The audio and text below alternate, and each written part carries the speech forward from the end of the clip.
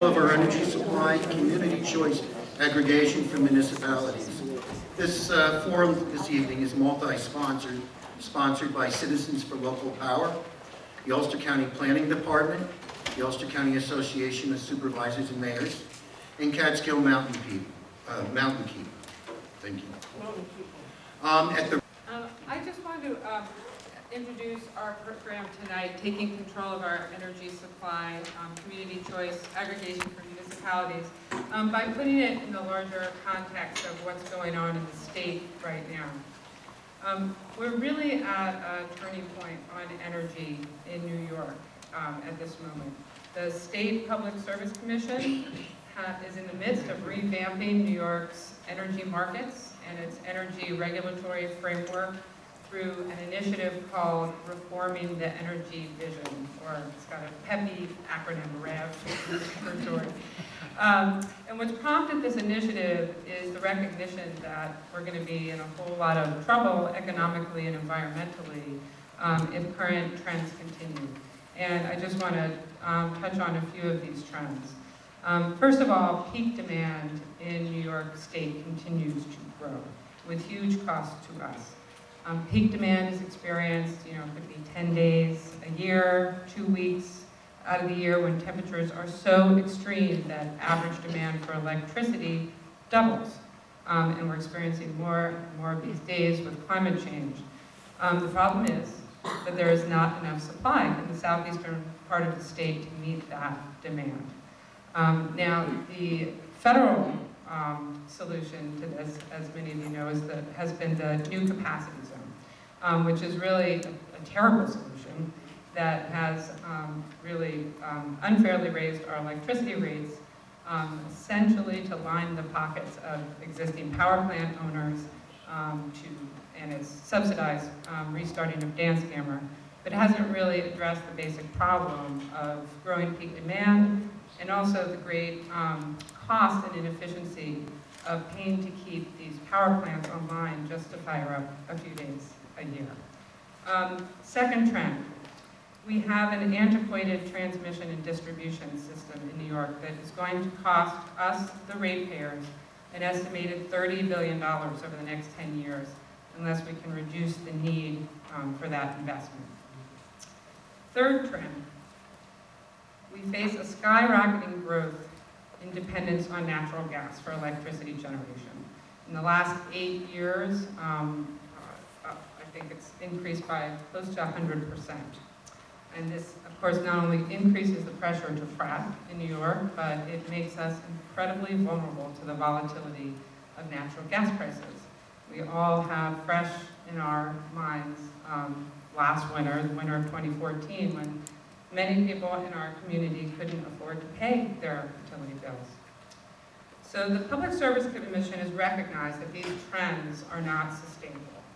And it's initiated the REV to move us away from our current centralized model, moving electricity great distances, transmitted at great distances from power plants far away, to a more decentralized energy system that relies much more on distributed energy resources, which is kind of a catch-all phrase for renewable energy, energy efficiency, and demand reduction, demand response programs to reduce the amount of electricity flowing through the grid and to increase clean generation.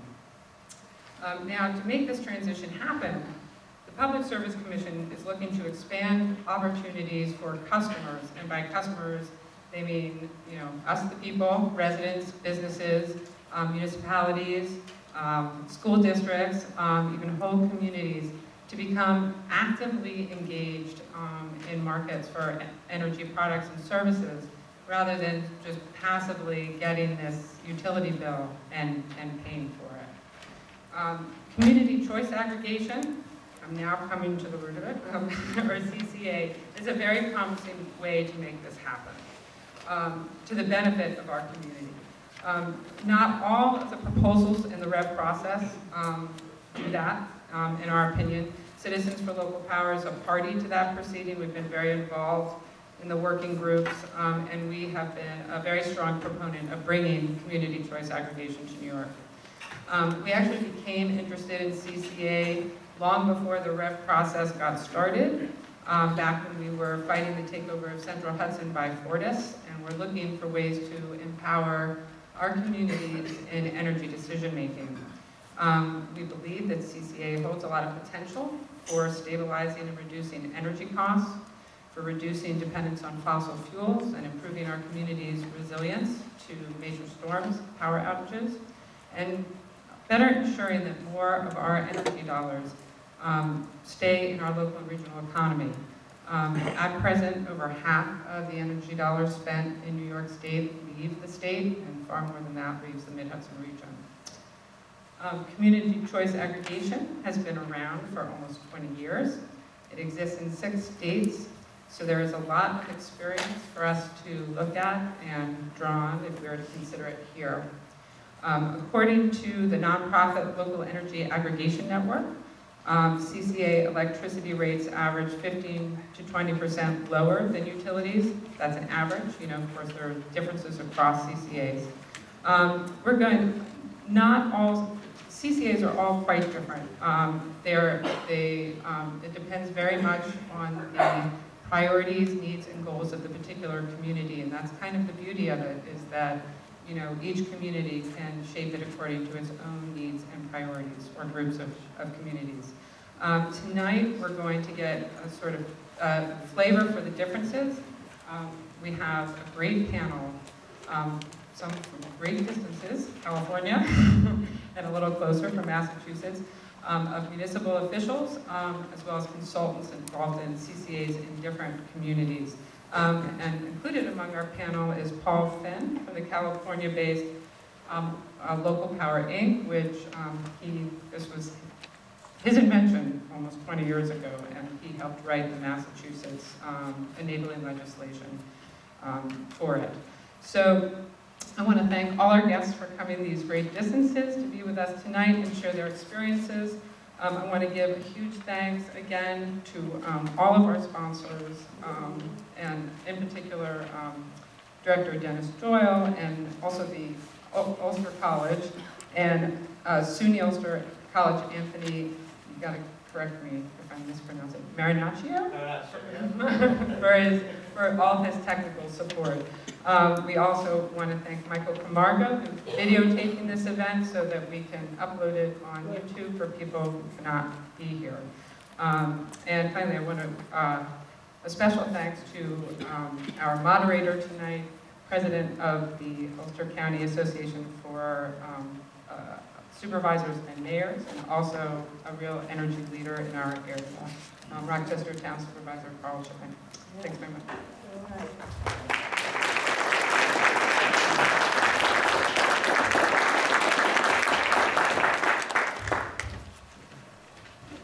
Thank you. It's a pleasure to be here. Well, I'll start with a little sort of a conceptual piece about energy, because energy is a very poorly understood thing. Essentially, it's a world of fictions, sort of convenient fictions, industrial fictions. The main fiction being the kilowatt hour. Kilowatt hour was a very clever fiction invented by Samuel Insull, who's famous and infamous for having, he was blamed for the Wall Street crash in 1929. In fact, disappeared as a fugitive, arrested in Paris, returned to Chicago, put on trial, was found guilty, but with minor fines. A scandal in his time, but he was a bit like Enron. He was Enron of the late 20s. But he was very clever. He built his empire on the kilowatt hour, which was the idea of selling people energy and time. We've lived in that commodity since the 1920s, and it essentially limits the consciousness about energy, because energy is not kilowatt hours. Energy is investment in hard steel or in solar panels, poles, and wires. And we are made to essentially to pay the mortgages of others. That they invest and we pay. That is the arrangement under which we receive energy today. And deregulation, which was implemented in various states back in the 90s, changed that in some ways, because it separated the silos of energy between those who own the plants from those who own the wires, and it created a space in which choice could be exercised in some places in limited ways, Community choice was really created as a kind of third option in that context. The idea was, rather than leaving people to the marketplace, why not let communities do it? So you might have a choice, a regime of choice in a state that says people have the right to choose. But in most places, the small consumers don't really have much to choose from. And the products that they're offered are essentially all following the same price points. So if the price of natural gas goes up or down, everybody goes up and down. And in other words, it doesn't get you out of the trap, the fundamental trap of the market, which is, you want to buy gas, look up on the sign, that's the price today. Lo and behold, the price of the sign goes up and down every day, and everyone's going up and down. How do you get out of the up and down? That's the real question. So CCA originally was this idea just of communities using their choice in the collective. That way, small consumers could get a better deal. Generally speaking, in deregulated markets, the suppliers cherry pick. They go after the big business, and then they go after wealthy residents, and then maybe they'll start getting into regular sized business, but rarely do they spend a whole lot of time on small businesses or little people. And that's 85% of the market. So markets that are deregulated tend to neglect the vast majority of consumers, and these aggregations could address that so that many could combine and have the leverage of the great. And it's worked. That's why you have these average of whatever it is, 15% discount for these consumers that are aggregated in Illinois. 2/3 of Illinois is under CCA service.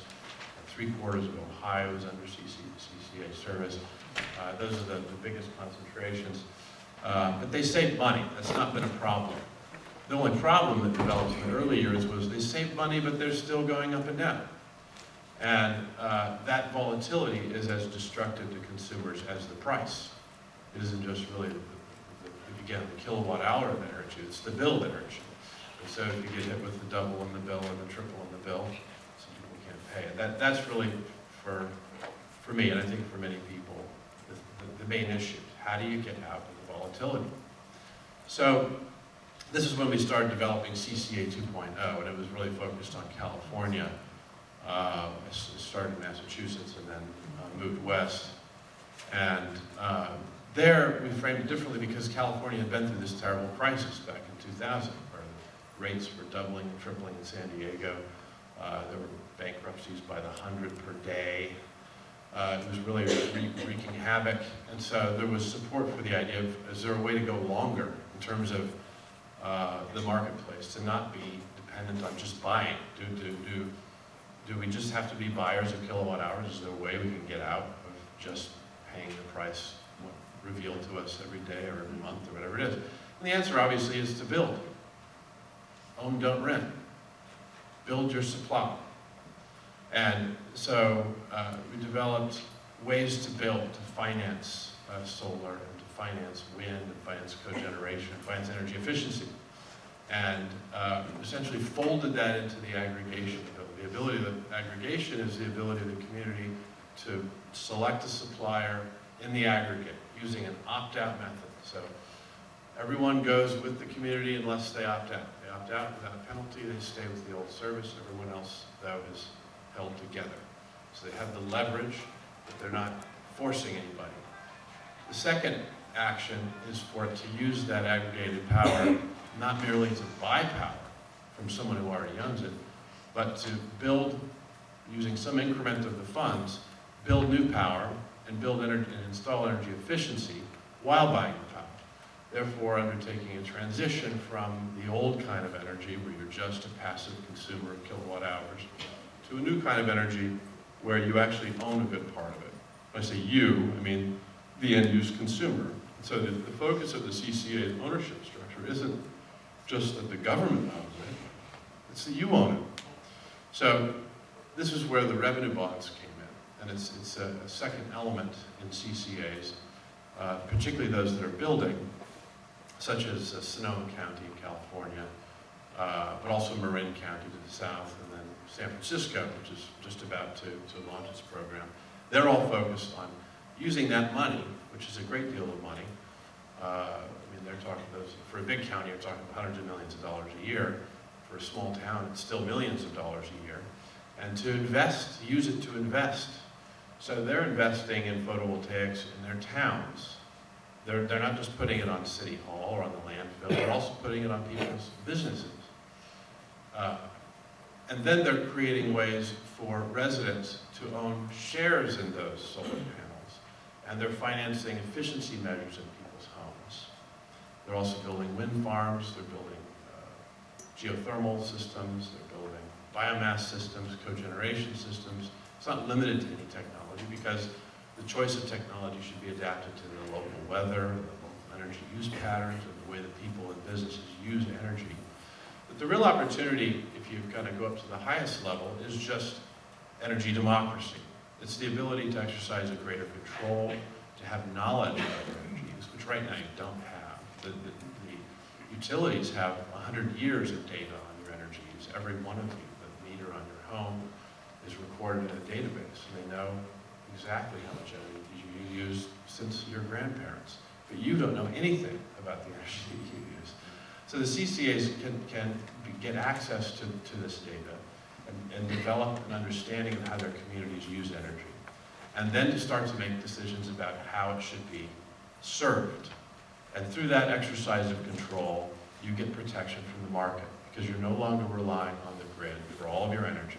You're no longer directly exposed to the price of the fuels that the grid suppliers are using. Even if you buy green power, you're buying renewable energy credits that are attached to fossil power. So your price structure, you're still buying fossil power. And that means the price structure of your energy is going like this. There's no way out unless you build the change. And as Jen said, CCA takes many forms. What I'm describing to you isn't what every CCA has done. In fact, the first CCAs just bought power. And they're great success stories. One of them is here today from Lowell, Massachusetts, which is weathering a storm, a big storm, and managed to avoid the worst of it. That economic success is palpable. And so it is, just even in that form, is a worthy goal. But there is the next step, and that step is to take advantage of the control that you can have, that you can exercise in your communities, and through that process reduce the damage that's done when you're hit by these winter storms. Thank you.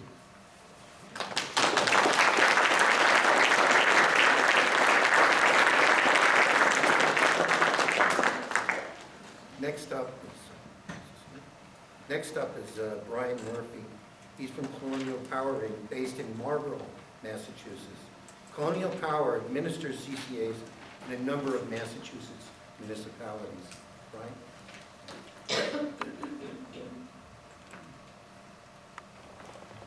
Thank you very much, Carl, and thanks for those opening remarks, Paul. I'm really in the presence of the godfather of aggregation in Paul Fenn, and I have nothing new to add to what he just said. I am in complete and total agreement. I think what my company's been able to do is really get into the weeds and down into the details with communities across Massachusetts where we are the designers and implementers and managers of CCAs.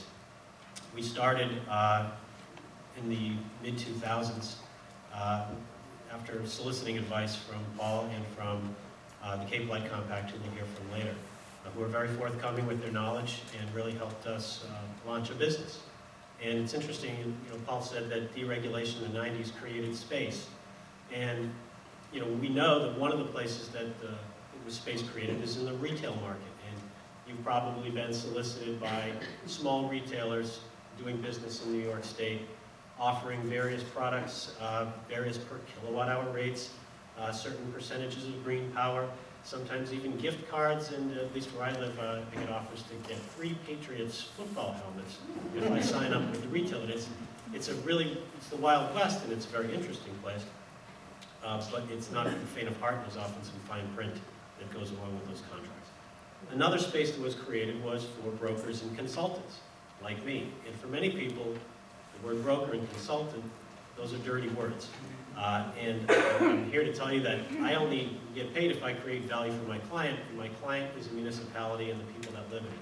So I have a very strong vested interest in the success of CCAs, and in not working over the client because I'll be out of business if I don't do a good job for my client. Having said that, what we've done in Massachusetts is create a little space for privately owned business like Colonial Power to offer its assistance to municipalities who need the technical expertise and have a hard time navigating what Paul said is a very confusing market.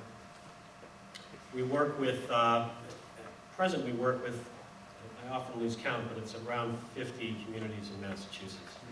Some of whom we've worked for directly, and we've been retained directly by the municipality, and one in which we are a subcontractor for a large council of governments in Hampshire County in central Massachusetts.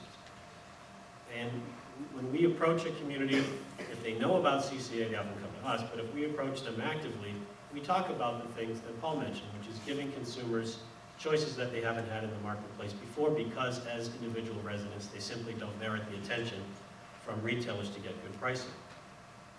And we pitch it really on the basis of choice. I'm very careful about talking about savings.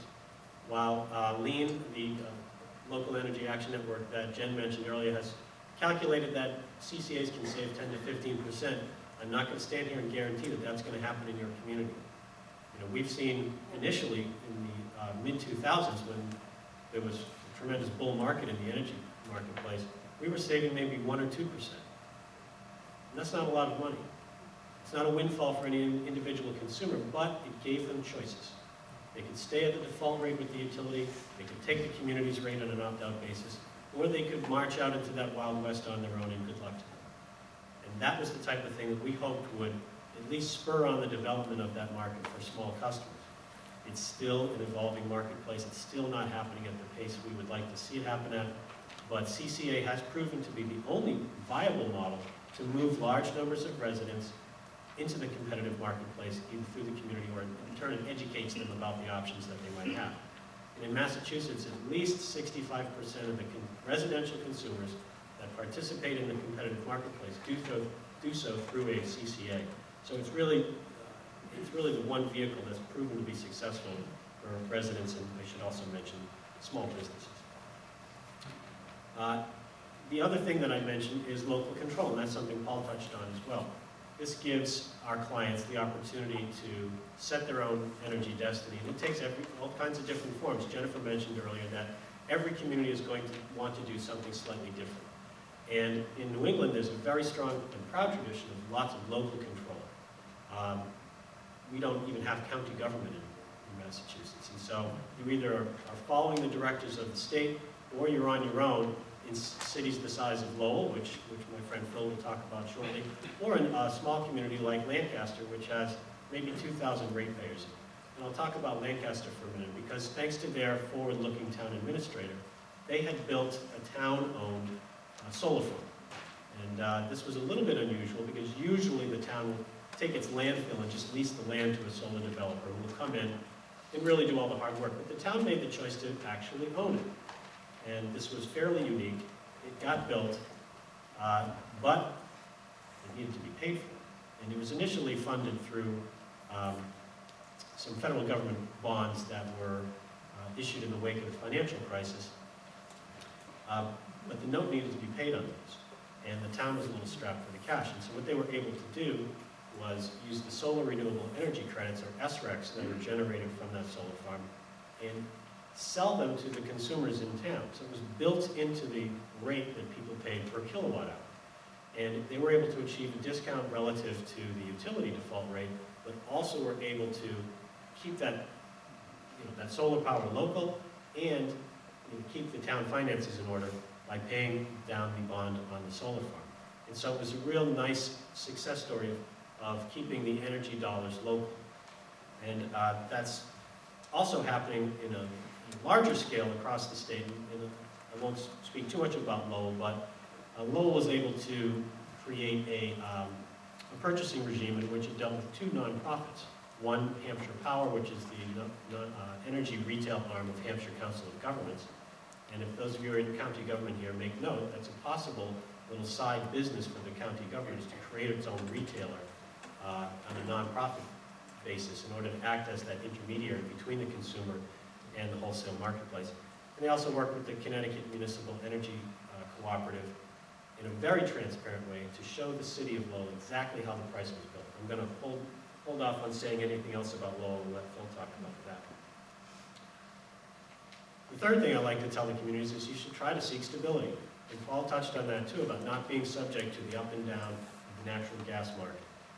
And this has been a tough sell in Massachusetts because the marketplace is so strong and there is still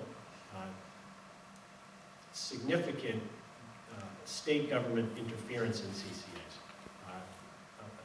Maybe the Cape Light Compact, who we're going to talk to us later, might say some more about that, but I can say that deregulation is probably not the word that really happened in Massachusetts. It's really called restructuring, and the state government still maintains a great degree of oversight, in fact, an increasing degree of oversight over CCAs there. So as you embark on this, it's a cautionary tale. Be careful of allowing Albany to make too many decisions. If you can get them to give you the power with no strings attached, you'll be much better off in the long run. The other thing that we are able to say to our client communities is that we're not going to use any tax dollars. We're not going to add any line item to the operational budget of the community. And we do that by basically our value pitches. We do all the work and we get paid later on if it's successful. And the town doesn't have to fork over a single dollar. And that way, people that opt out of the program aren't paying for the program. If it was funded through property tax collection, then some folks that don't wish to participate in the program would still be paying for it through their property taxes. And so it's one avenue to create some value for the town by saying, we're not going to use tax dollars, only participating consumers are going to pay for the program. And one of the last things I'll say is, in our view, it's important that a consumer always have the opportunity to opt out. Each state has differently crafted sets of regulations for how, what kind of a window you have to opt out. In Massachusetts, the minimum you have is 30 days before the program starts, or 180 days after it's up and running. In the programs we've designed so far, crossing my fingers here, so far we've been able to design programs that allow a consumer to leave at any time. And in practice, that works really well because no consumer is ever locked into a contract that their town signed. They still retain that sacrosanct individual right of choice that was really, part and parcel of restructuring to begin with. There's never any penalties to leave either. And that's not always the case. Different states have different rules, but you could enact an exit fee if someone wanted to leave after the opt-out period was over. And we do our best never to do that, and so far we've had a 100% success rate in not having opt-out fees or penalties later on. And in fact, in practice, suppliers will often let residents come back in. If they feel they made a mistake later on and they want to rejoin the aggregation, since as an individual consumer you don't represent much load to the supplier, you can sort of come and go as you please. If you're a large industrial or commercial concern, that's off the table and that's completely understandable. But it really does give the consumer multiple choices over the course of the lifetime of an aggregation. And lastly, I'll say that the thing I like most about CCA is its local control and its local oversight. Our feet are held to the fire to do a good job for our clients. We, in turn, hold the retailers accountable. And believe me, we've changed them a number of times, and Phil can talk about that in Lowell. If they don't do a good job, they're out. And any time a program is run by a government that is closest to the people, it tends to lead to greater success, in my opinion. There's a greater degree of accountability, and that's, I think, from what I've heard today, and what I've heard as part of the REV proceeding, that's really what people are looking for. And I'm going to stop there, and we'll hopefully take some questions later on. Thank you, Brian.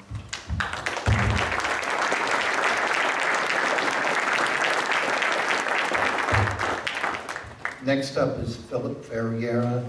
He's from the Department of Planning and Development for the City of Lowell, Massachusetts, which has a CCA. Okay, I'm not going to talk very long. I can see that everybody's eyes are already glazing over. But we'll just get this out of the way right now. I parked the car in the Harvard yard. So Lowell started their aggregation program really to give the community the choice of opting into the ability to have supply other than National Grid. National Grid's prices fluctuate a lot. A lot of residents in the city, very low income, and so what happens is that these volatility makes it very difficult for them to budget their energy bills. And so the city took the initiative and said, all right, well, we'll take this aggregation on, and so we put out an RFP to which Colonial Power responded and eventually won. And we'll take a look at it and see if it works, and so if it doesn't, then we'll just dissolve it. Well, it's been very successful. We have currently, there is about 109,000 people in the city. 31,000 residents are on the aggregation. About 4,200 are commercial and industrial use. So we have a lot of buying. So when we go out to bid, we get a lot of interest from a lot of different suppliers. And this most recent bid that we did or went through, we were very concerned about National Grid's rates for this upcoming winter season. Last year they were very high, and so this year the consultants were telling us that they were going to be even worse. So we went out to bid with the consultants, and we were able to structure the bid with multiple options. We had discussed, all right, let's try just standard supply, right? So the minimum requirements that the state of Massachusetts is going to require of us as far as the renewable portfolio standard. And so we did that. And then we said, well, let's also try to go out with 100% of the load covered by renewable energy certificates. And then we also said, well, you know, given Lowell's history as an industrial city, why don't we ask for 100% hydroelectric power? Yeah. And at least it would be a cool story to tell. So, you know, with the aggregation, we had all these choices that we could do. And so Colonial said, fine, we'll put it out, and the supply community came back. And they came back with so many choices. And we sat in a room for about 5 hours going through all these bids because there were so many different choices. And so we ended up going with a 3-year stable contract that was at 10 cents kilowatt hour, which was, it was a great rate because National Grid just came out with their residential rates and they're 16.2 cents. So the residents that are on default service currently are paying about 8.4 cents. And so this winter we're going up to 16.2. So the funny story, maybe it's not so funny, but the local newspaper ran the story that National Grid is going to raise everybody's electric bill by 50%. And so the city manager's phone blew up.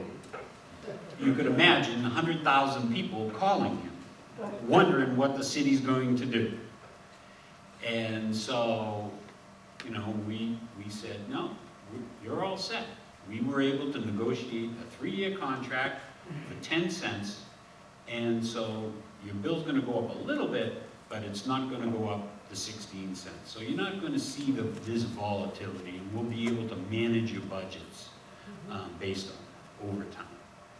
And so, you know, aggregation to the city is important from that aspect, that we can make it easier for our citizens to maintain their energy, right? So I'll just end it there and just leave any other questions, because there are so many aspects of this program and so many choices and things that you can do that are available to you. It really is, it's an amazing, amazing program. So I'll just leave it there.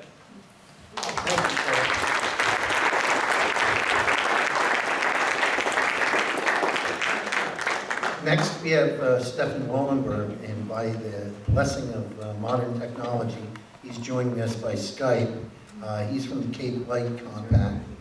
Cape Light's located on Cape Cod in Massachusetts. And this was the first CCA in the nation. It includes 21 towns and 2 counties. Hi folks, can you hear me okay? Yeah. Yes, thumbs up, I can't hear, okay, awesome. If I understand the layout of the room correctly, hello fellow panelists. Thanks for introducing us. So I guess I come today with news of opportunity, but also some challenges that we've found as we've run our community choice aggregation over the past decade or so. So I'm just going to run through some of the statistics, some background on the compact pretty quickly to try to leave as much time as possible for questions at the end. So my name is Stefan Wallenberg. I'm the Senior Power Supply Planner. I'm also the only Power Supply Planner, so I don't know where that title came from. But I am the Senior Power Supply Planner for the Cape Light Compact. So in that role, I am in charge of managing our energy purchases. I also manage our municipal energy efficiency programs, so they do a lot of our consumer advocacy. So the Cape Light Compact consists of 21 towns and 2 counties on Cape Cod and Martha's Vineyard. We cover a territory that includes about 200,000 customers. We have a staff of 15. Most of them work on our energy efficiency programs, but a couple of us work on consumer advocacy and power supply, that sort of thing. And we're an interesting example of an organization that kind of tries to do a little bit of everything. So in addition to our power supply program, which has 140,000 active customers and a budget of about $1 million a year, we also have an energy efficiency program. So that program, I'll talk a lot about that in a little more detail a little later on. We do consumer advocacy, we do a lot of energy education, and then we also formed what we call the Cape and Vineyard Electric Cooperative to try to accomplish some of the loftier goals that Paul was talking about before. And so I'll get into a little more detail about all of those things a little later on. So the compact, as was mentioned, was formed in 1997. It was largely inspired by a couple of folks in Barnstable County, which is, excuse me, I should say Barnstable County essentially comprises all of Cape Cod. So they were really interested in this whole restructuring act thing and trying to figure out how energy efficiency might play into it. They really wanted to do more energy efficiency on Cape Cod. And it actually turned out that it fit in incredibly well with the Restructuring Act and the community choice aggregation language that was ultimately introduced. So Barnstable County, essentially after the enabling legislation was formed, pretty much payrolled the formation of the Cape Light Compact. It was the sole source of funding for a number of years while the compact was getting up and going and before it had its power supply program operating.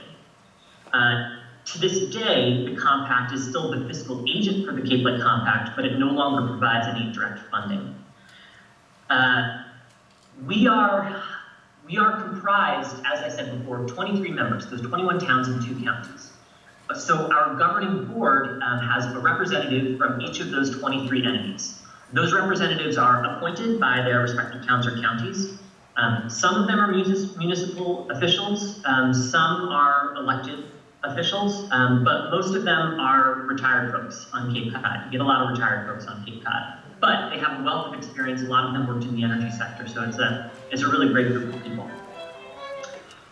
So Our power supply program, just a little bit more detail on that. That is my primary job. I would probably say it is the least interesting thing about what the compact currently does. But it is what allows us to do everything else. Without our power supply program, we could not do consumer advocacy, we could not do energy efficiency, we couldn't do anything else. We first piloted our power supply program in around 2002. We rolled that out to all of our customers in 2004.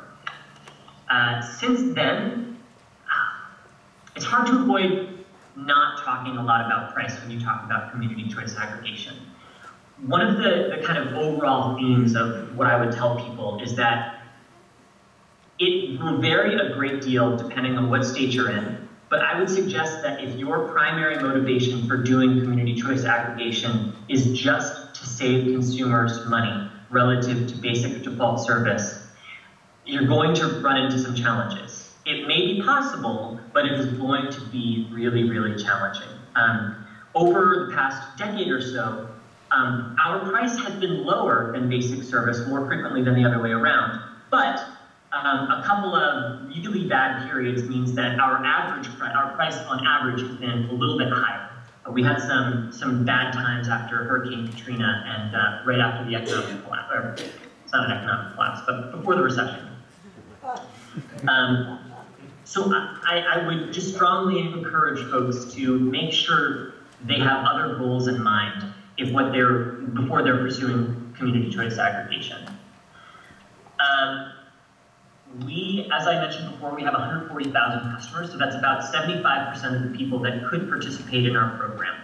Our customers, we call them sticky, which I think is probably a term that's fair for almost all opt-out aggregations. It means that unless we do something really, really badly, most people are likely to stay with us.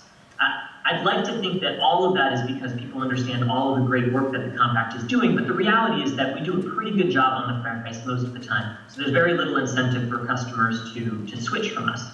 We're not really known for our power supply program. People really know about the compact more because of the energy efficiency work that we do. So I'll talk a little bit more about that. It's been referred to, the energy efficiency program, my boss, Maggie Down, she always calls it the crown jewel. I don't know what that means to the power supply program, but that's what she refers to it as.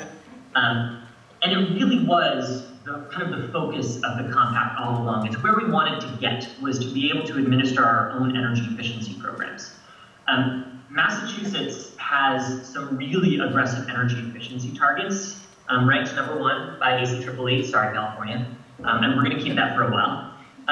But in all other parts of the state, those energy efficiency programs are administered by the local distribution company, gas or electric. So we're the only non-investor-owned utility company that administers its energy efficiency programs in Massachusetts. And there are a couple of reasons why we think that's really powerful. So one of the things that really motivated people to want to administer those programs locally was so that we could guarantee that every dollar that was collected from someone, from a ratepayer on Cape Cod, would be spent on energy efficiency on Cape Cod. I think of New England as a pretty insular kind of provincial place, and I think of Massachusetts as also a pretty insular and provincial place, and then kind of in like concentric circles going in on themselves. I think of Cape Cod as a really provincial and insular place. So it was really important to them to make sure that none of the money that was collected from Cape Coders was being spent up in Boston or Lowell or whatever, that sort of thing. So that really motivated people a lot. Beyond that, there are obvious differences that occur when you have a government body administering energy efficiency programs instead of a local distribution company. In theory, in Massachusetts, the incentives are such that a distribution company could make more money by administering an energy efficiency program really, really well than by administering it really, really poorly. So I think that we've done a really good job of trying to create the right incentives, but the reality, I think, is that when you've been running a company that for essentially a century has learned that it makes more money by selling more energy, it's really hard to internalize those incentives. So that has meant that we have had a little bit more flexibility in how we design our programs. One of my favorite examples is weatherization. In the rest of the state, all of the other utility companies will offer you $2,000, 75% of the cost of weatherizing your home, up to $2,000. We were finding on Cape Cod that customers were calling, they were getting an energy audit, they were calling us out to weatherize their home, but they were only getting half of their home done because it would cost more than $2,000 in order for them to do their entire home. So they were getting half of their home done. They were waiting until January 1st, and they were calling us back up again, and we would have to go back out to another energy audit to the rest of their home and insulate the rest of it. All that nonsense, which was incredibly expensive, way more expensive than it had to be. So we decided that we would double the incentive because we were going to pay that money eventually anyway, and if we did it all in one trip, it would be a lot more cost effective. It's something that they haven't done in the rest of the state, even though they're likely experiencing similar situations. But because we're small, because we're nimble, because we are really aware of what's going on the ground, we were able to make that change really, really quickly. We do focus a lot on municipalities. So one of my jobs is basically working with actually really any government agency on Cape Cod to do energy efficiency for them. This is another place where we differ from other energy efficiency programs in the state. We will pay 100% of the cost-effective energy efficiency measures for government bodies. We do that for a couple of reasons. One of the reasons that we do it is because we found that, and many of you can probably relate to this, but budgets are tight. So even if making an investment in something that will be cost-effective makes a lot of sense, it still sometimes can be really, really hard to come up with funds for that kind of project. So again, we found that that was something that was happening. We were finding all of these energy efficiency measures that should have been installed in these government buildings, but weren't getting done. So our board decided we would fund those at 100%, and that's what we do. It benefits our municipalities, which are our members, and in turn, all of the people that live in those towns. So it's another example of how we're controlling our own destiny. We have a little bit more flexibility, and we can decide just what we want to focus on. Okay, so the next thing we'll talk about really quickly is our consumer advocacy. We charge a small fee in our power supply program, which pays for administering that power supply program, consumer advocacy, and a couple of other things. The energy efficiency program is funded separately because it's funded through a state-mandated energy efficiency program. We do a lot of consumer advocacy. We focus on competitive markets. We focus on making sure that markets work for municipal aggregations. We focus on making sure that policies and legislation are administered in such a way that energy efficiency programs can be run efficiently, that renewables can be installed, can be interconnected, all that kind of stuff, as reasonably as possible. A lot of the work that we do in our consumer advocacy takes place within the Department of Public Utilities. I forget, I think New York has the PUC, maybe? No? Yes? Yes, PUC in New York. And that's important because it is costly and it is really tedious to be really involved in the weeds in some of these PUC or DPU proceedings. But we have the funds, we have the resources, we have the expertise to be involved. So it's, when you get really down into the weeds in some of these things, really important decisions are being made a lot of the time, but there just aren't many voices that are participating. So we think that our ability to do that kind of advocacy is really, really important. All right, the next thing I'm going to talk about really quickly is called the Cape and Vineyard Electric Cooperative. In 2007, basically, the Cape Light Compact Board decided that we wanted to own our own generation. Our power supply program works with other suppliers to procure energy, but the compact didn't own anything. We weren't really making any big differences in our generation mix. So in 2007, we had a strategic planning process, and we formed what's called the Cape and Vineyard Electric Cooperative, which is technically a rural electric cooperative. So it is currently comprised of the Cape Light Compact, 2 of the counties that I mentioned before, and 14 other towns. So not every member of the Cape Light Compact is a member of CVEC. I'm going to call it CVEC from now on, but it's the Cape and Vineyard Electric Cooperative. I can't stop myself from using the acronym, so I'm just going to tell you guys that I'm going to do that. So not every member of the Cape Light Compact is a member of CVEC. The Cape Light Compact provided the funding to start CVEC and has funded it through the current fiscal year. CVEC will become self-sufficient next year. The idea originally was for CVEC to own its own generation. So we originally pursued some wind turbines on Cape Cod.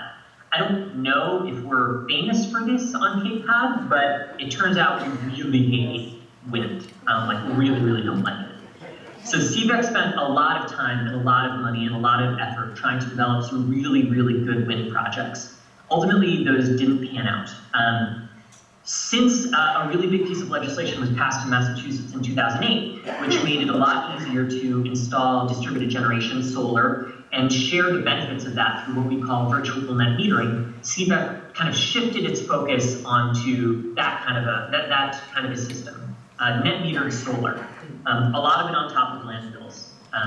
And we did exactly what Brian said. So we did not own the systems ourselves. Instead, what we did was we arranged a joint procurement for all of the members of CVEC.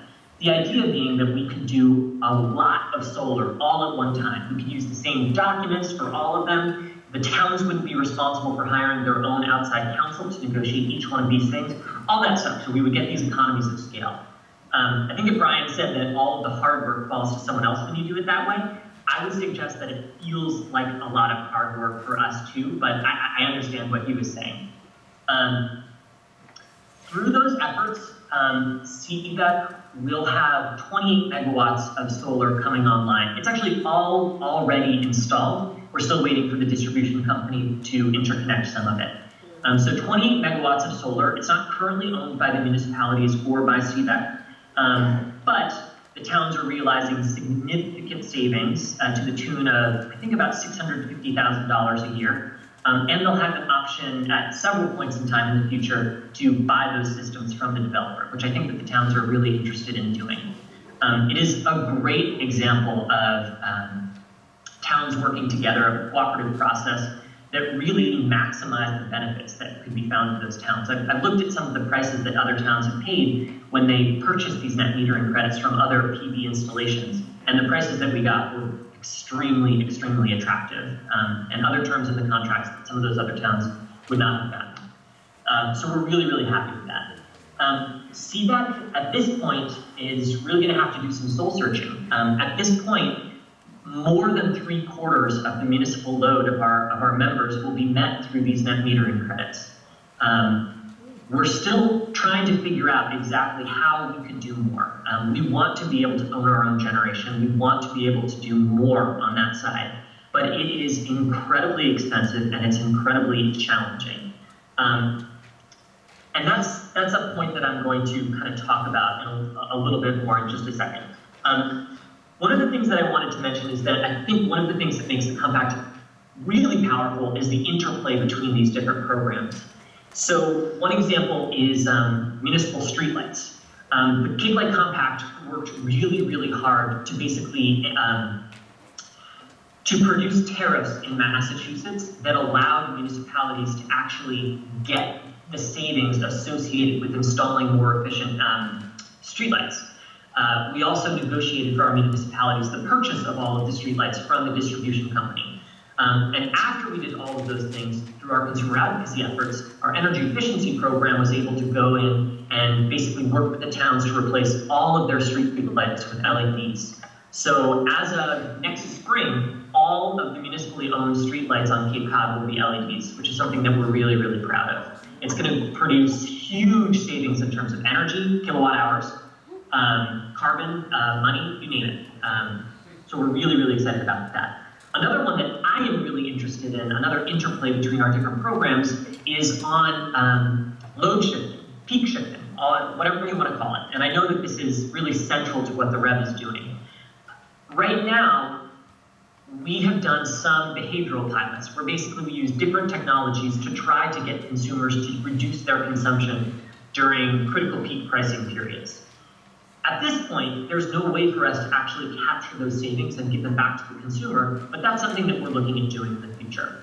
So ultimately, what we're going to be able to do is, on the energy efficiency side, enable people with technology that will allow them to save kilowatt hours, but also to reduce their peak consumption, which really multiplies their benefits. And through our power supply program, we'll be able to actually capture the savings that are associated not just with reducing kilowatt hour consumption, but with shifting that peak from the the most intense parts of the day to the less expensive parts of the day. So just a couple of closing thoughts. On being an aggregation of many municipalities, economies of scale are what allowed us to do many of the things that we've done. If the individual communities had gone out and tried to do any of the things that we've accomplished, they realistically wouldn't have been able to do them. They wouldn't have the resources, the expertise, the staff to do any of it. That said, it is really, really hard to manage something that has 23 different voting members that's a part of it. As much as everyone wants to be forward-thinking, as much as everyone wants to accomplish really, really great things, different towns have very, very different priorities, and that can create a lot of challenges. So it's something to keep in mind. I would also say in general that trying to do big things that generally have been done by private companies in the past, as a public entity, can be really, really challenging. I'd like to think that we get criticism only because we have accomplished as many things as we've accomplished, but we get a lot of criticism. Not from many people, but a lot of criticism. So I just think that people should be aware that the more you try to do and the more that you succeed in doing, the more challenges to what you're doing you're going to get. That will be just from people that don't like the government doing anything. It will be from people that don't like renewable energy. It will be from people who don't like the particular flavor of renewable energy that you're purchasing. Anything that you can think of, people will find things to complain about. So you have to be prepared for that kind of thing, and it's important to know what your residents really, really want. So I think I'll leave it at that. I would just remind people one more time that if you're really going to pursue municipal aggregation, it can be challenging. So I really think that you need to think more about all of the services that you want to provide, and less only about trying to save consumers money, because that will be challenging, maybe possible, but it will be challenging. Sorry, I went on really way too long. I don't have people falling asleep. I can't see you all that well, so I have no views. But anyway, thanks. Looking forward to questions and discussion. Thank you, Steph.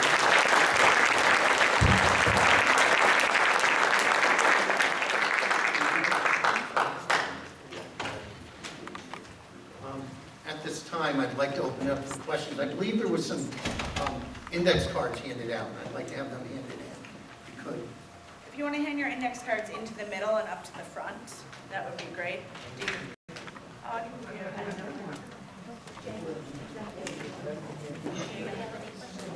Does anyone else like an index card with questions? Anybody have any questions? Of course.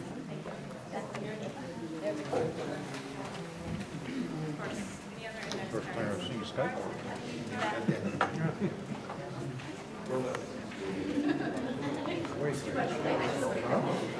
Okay, what I'd like to do is municipal officials Same rather than a technical. can ask directly, so I'd like to open it up for them right now. Okay, get a head start. Yes, sir, Mr. Quinn. I had written the question down. Can the town of Woodstock get a copy of the town of Lowell's RFP? I wrote that down. I also put the email down for it. Yep, that's fine. Okay, yes, yes. And so you have my email. Yep, I could probably forward it through Jessica, but yep. Okay. Thank you. Any other officials have any questions? Yes. Yes, Chris. I just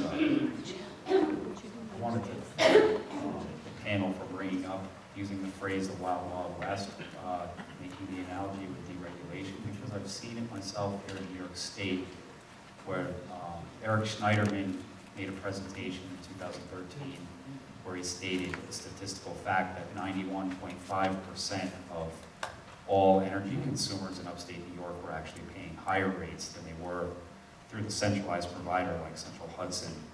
And there's a problem that I've seen in my district where highly skilled salespeople, which are always with a subcontracted company, it gives the energy provider an extra layer of legal insulation because they can always blame the sales tactics on the subcontracted company. They're getting people to sign into one-year agreements that have a 6-month teaser rate. And when the teaser rate expires, they're supposed to be notified first-class mail. And if you don't open up that letter, then your rate is going to jack up. I fell prey to it before I was an elected official, and then after the fact, the only reason why the company, I won't specify their name, the only reason why they were willing to bargain with me is because they made a mistake. They actually charged me like a month or 2 months early. I'm on a 2-month billing cycle with Central Hudson. So then I dealt with 2 different departments. You know, it's a company that's based in Texas. They have offices in Oklahoma, Ohio, Pennsylvania. I had spoken to like 2 different offices. Then I got a call back from their public relations department with a very sweet sounding woman that said, well, you know, we'd like to offer you a special rate. And they locked me in at 6.29 cents per kilowatt hour. They offered me financial compensation because they said when they looked over my account, they had discovered that they started charging me the higher variable rate like a month or 2 months early. So then this happened to me a second time after that 1-year oral agreement at 629 expired. I called them, I had the letter on my freezer, I called them like 2 weeks early before the expiration. They said, well, you should have called us a little sooner, we can't guarantee your rates aren't going to go up. And then I said, well, what can you offer me to continue doing business with you? They said 11.9. So I said, I think I can do better on the open market. And I went with another company, then they called me back. And they said, well, you can do better, actually, if you go back to Central Hudson. We want to warn you about that company's rates. So then I went back to Central Hudson, because the agreement hadn't kicked in yet. And then I get my utility bill, and it goes from $273 to $426 for 2 months, just for electric. There's no electric, no natural gas in there. So before I paid it, I called up Central Hudson a couple days before it was due. I wanted to make sure, because I was supposed to get charged 3 variable rates, 629 for like a month. The variable rate, which was, they were going to charge me 14, and then like 7.9 with Central Hudson. Turns out I got charged 14 the whole way through. So then I called up Central Hudson and I called this company, and then I pointed this out to them, and I was kind of a little bit on the testy side about it, let's just say. And I asked them, you know, I got a call back, and I threatened to sue them in small claims court. I got a call back from an assistant with the president's office of the company. So I, you know, all the way at the top, and they offered me, again, financial compensation. They didn't offer me a lower rate this time around. And then I identified myself as a county level legislator, and I said, look, you know, so I had this idea, draft a memorializing resolution, because to me, I find it perplexing, and it's simple. They should have signature required notification of the expiration of the teaser rate. Okay, it'll add like an extra $1 or $2 into the system. It's going to get passed on to the consumers anyway, but that way, you know, there's some transparency on both ends, and, you know, the companies can, you know, at least stand behind that and, you know, say that they're not trying to hoodwink people or rip them off. Yeah, but they are. But, I mean, what's perplexing to me is how did this get passed through Albany with deregulation? How can a part-time county legislator see these flaws? We have full-time legislators up in Albany that get paid decent money for their work, and they let these things get passed through. So, I mean, signature required notification of the expiration of the teaser rate, it would add like an extra $1 or $2 into the system. You know, I mean, there's some other things we could try and do. Yeah, yeah.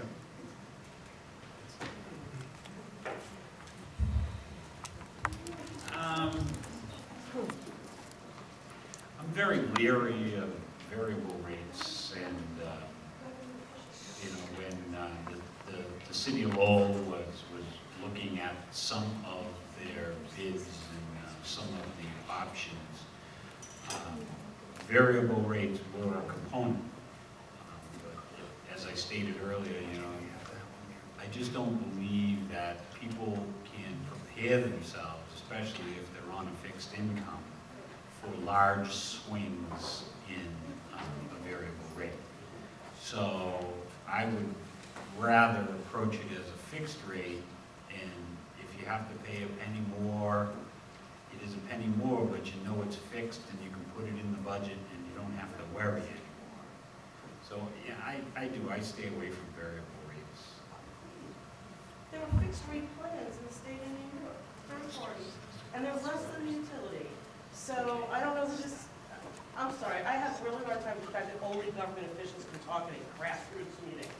I'd like to respond to this man. I was going to say, whoever put you in those rates, you had a sales associate. Why didn't you go back to that person to take care of you? Instead of, why did you have that person? What happened to them?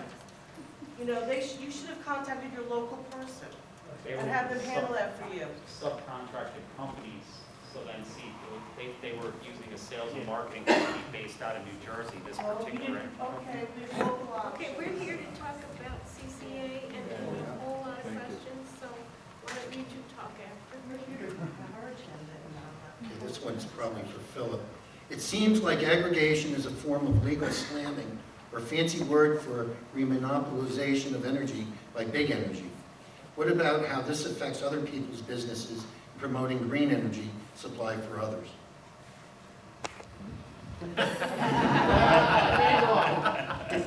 Yeah, there was some debate about this back in the late 90s. Remember Blossom Parrots, the New Jersey Richter having writing a period piece, CCA is not slamming. The issue here is the marketplace versus government. And obviously there are people that don't like government and consider it to be worse than the marketplace. So I think that it's okay, there's no difference. The states that have adopted CCA believe that there is a difference. They treat companies, energy corporations, profoundly differently than how they treat municipalities. They trust municipalities and they do not trust energy corporations. So that is a very high-level political theory question. I would state simply the fact that this view has been taken, that communities are therefore allowed to have access to data that energy companies are not allowed to have access to, because the energy companies are presumed to abuse that data, but the governments are trusted with that data. If you don't make that distinction, then I suppose you should opt out of the program. But without it, you're left with the opt-in system, which is scammers. So or you're left with the monopoly, in which you have no opt-out option. So if you feel oppressed by opt-out, then go back to Jim. Excuse me, you've just denigrated an entire industry, and there are I some think slavers. I think we really don't need to have the debate. I think we really need to listen to what the presenters have and form our own conclusion. Oh, but how can you form your conclusions if it's I totally think it's controlled? really necessary to go forward in the meeting. There are about 100 people. It's in not the a room, debate. And we really want It's everyone to have a chance to have their questions answered. But you're not, Did they answer the question though? Because I don't really no, understand what the no, they answer have not was. answered the question, it's legal Was the slamming. question answered? What? Maybe you could define what slamming is. Slamming,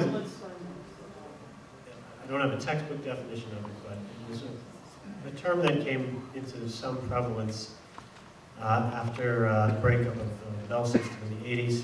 Sorry, could you speak up a little more? Sure.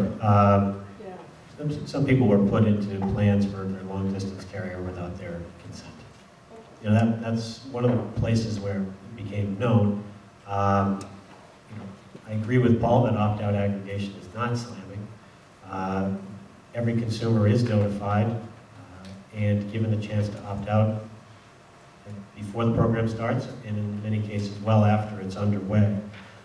As someone who manages aggregations for dozens of communities in Massachusetts, I can tell you I do this every day. We talk to consumers, we handle the phone calls, and we field the inquiries on behalf of our local government clients. And we talk with consumers every day who feel very passionately one way or the other about this issue. And we assure consumers, and we will do this for anybody that calls up, if they feel philosophically, and they feel vehemently that their philosophy of government was violated by this program, we take them out.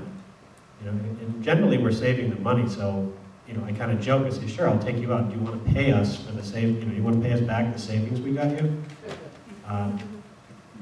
But again, the individual consumer's choice is always sacred in this particular case, and it's important for government to always respect that. I think Stefan alluded to the fact that consumers are sticky. This is true for retailers and aggregators. And the statistics that we've gathered from our client communities is that about 97% of the eligible consumers do participate in an aggregation. And I just want to make a statistical correction to something Phil said earlier. There are 109,000 people in the city of Lowell. There are about 33,000 household residential meters. 31,000 of those participate. So yes, 2,000 consumers opted out. And generally, in my experience, the reason is, there's usually three reasons. There are 1%ers out there who think anything the government does is bogus and therefore they're going to opt out. Secondly, are people who, despite everyone's best intentions in educating them, they think they're joining something when they send us the card back. So we have an opt-out card in the mail. They send it back just thinking that they're joining when what they're really doing is opting out. It happens. And the third are consumers who, for some reason, have a loyalty to the distribution company. They will say, National Grid is the utility in Phil's community, but it used to be called Massachusetts Electric. So we'll field the call and they say, I've been a customer of Mass Electric my entire life and I'm not interested in change. And that's okay, we respect that decision. But those are really the 3% that opt out, those are the reasons we get. So again, I simply disagree that it's slamming. Thank you. If I could add really quickly, an important clarification, and I'm sorry if someone said this and I didn't hear it, but is that in Massachusetts, if you have already selected a supplier besides your default service provider, besides the utility company itself, you are not automatically enrolled into an aggregation when the aggregation is enacted. So if you have already proactively chosen another supplier, you are not automatically enrolled into the aggregation. So the only people that are getting slammed are people that have never made a choice about who their power supplier is. They've done nothing. So anyone who's proactively made a choice will stay with that customer, with that company, excuse me. Does that apply to us too? Is that going to apply to us too when it comes here? That's unknown in that, if we were to design the program now for you at the local level, that would certainly be the case, that we would never take someone away from an ESCO or an energy service company that has already acquired customers. And that came up at a REV proceeding that I participated in last July. There were some representatives of the, what I'll call the retail power sector there, who were concerned that these community-based aggregations were simply going to strip their customers away, along with those on default. And I think Stefan's point is a very important one. It's only consumers who still get their power supply from the distribution company. If you've already made a choice to be active in the marketplace, you're excluded. Supervisor Walsh? I got a couple of questions. One, Brian had mentioned about the opt-out, and I just want to understand, is the opt-out, how do you manage new customers, for one thing, if you're going to have people that move into your neighborhood, or, so how do you handle that? And if somebody really does realize that, like, let's say they're with a company like this gentleman was talking about, and they really want to get in to this program, would there be a way for them to get in, even if they had opted out earlier in this? But I can see the amount of people that move in and out of your community, there's got to be a mechanism for getting those people into the program. So I was just curious how that would happen. Yes, happy to take that question. And again, this is what our company does every day, is we handle those really quotidian details on behalf of our clients. The second question about can a consumer who feels he or she opted out in error get back in or get in? And the answer in practice is yes. I haven't met a supplier yet who won't accept a new customer, especially a residential one. I did make the caveat that if it's a large commercial or industrial concern that chose not to participate, they can't come knocking on the door again because the energy for them has already been purchased. It's been bought, and they can't, the supplier would then have to go get it at market, and that could be a vast difference from what the community's rate is. There is, in some communities, a lot of churn. For example, in Lowell, there's a college. The University of Massachusetts in Lowell has 10,000 kids there. So there's a lot of college students moving in and out of apartments all the time. And so what you need from your program, whether it's homegrown or farmed out to a consultant, you need to have solid relationships with the distribution company so that there's an exchange of data on a regular basis. The way we set it up is either monthly or quarterly, depending upon our relationship with the utility. The utility will inform us, basically a giant spreadsheet. Hey Brian, these are the 300 customers that have moved into the town since you started the program. Send an opt-out to them. And so that triggers a new wave of opt-out letters for new consumers, so that nobody that wasn't there present at the creation gets left behind. And the education for that would go with that, I'm assuming? Would be some kind of education for people to understand what the opt-out is? Yes, as I mentioned, in Massachusetts, the heavy hand of the state is still ever present, and the state has basically said there's one way to inform the customer that we will honor, and that's direct mail. And that direct mail must meet certain criteria. It has to have an apples-to-apples comparison of the existing default utility rate to compare with the community's rate. It has to also inform the customers of the various ways in which they can opt out, either by telephone, email, website, what have you. So the form of, and it has to come from the town. In other words, it can't be an envelope from an energy marketer or from me or anybody else in the industry. It has to come from the community, because they want the people to open it up. So if you make it look like a property tax bill or a letter from the police department, people tend to open the mail. So it has to come from the town with the town seal on it. It has so that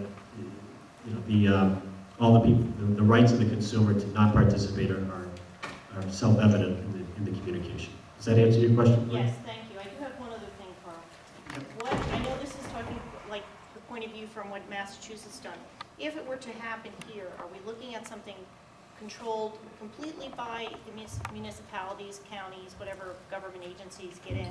Or are we talking about something that is just has a board from that's managed by a company that maybe the municipalities just are voting members? That's something I would like to understand. If we're looking for something where we're going to manage it as the municipalities, or are we just going to be voting members to try to keep track of what they're doing?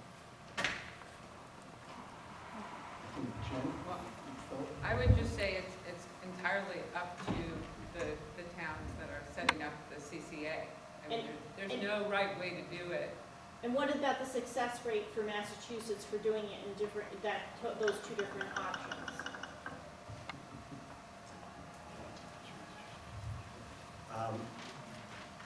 Can I ask you a clarifying question? You say Massachusetts in two different options. What do you mean? Like whether it's run by the municipalities or whether it's run by an agency that is maybe has voters, kind of like the RRA is for us.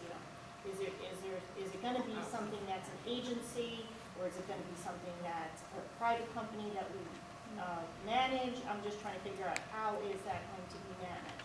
If the municipalities run something, it's very different than if you have a private entity that, or an agency, or I'm just trying to find out what would be the actual role of How does it go? Yeah. Well, they can speak a little bit for Stefan here. His organization, as he mentioned, is 21 cities and towns in Cape Cod. They have a very strong intergovernmental agreement. That in and of itself is a challenge. And he mentioned, herding the cats in all 23 of his member communities there. That piece of paper, the intergovernmental agreement itself, needed to be done before any of this stuff. Right, but is it like a district then, or is it a district that's managed by?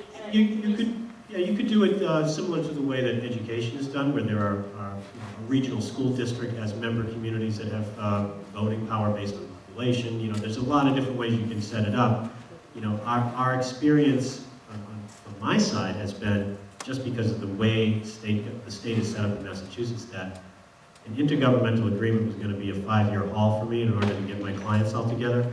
I couldn't do it. So I take them one by one.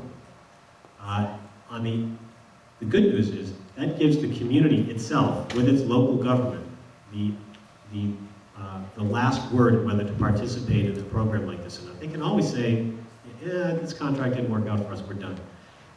On the other hand, it gives me the opportunity to group the communities together and take them to the marketplace as one, so you get the buying power without having the legal red tape of weighted voting blocks and all this nonsense. So we do a joint procurement for smaller towns, but they preserve the individual right as a community to participate or not. I hope that makes some sense. Yeah, thank you very much. I have a question here for Brad. How much do we have to depend on Albany and our state elected officials on proposing and passing legislation enabling CCAs?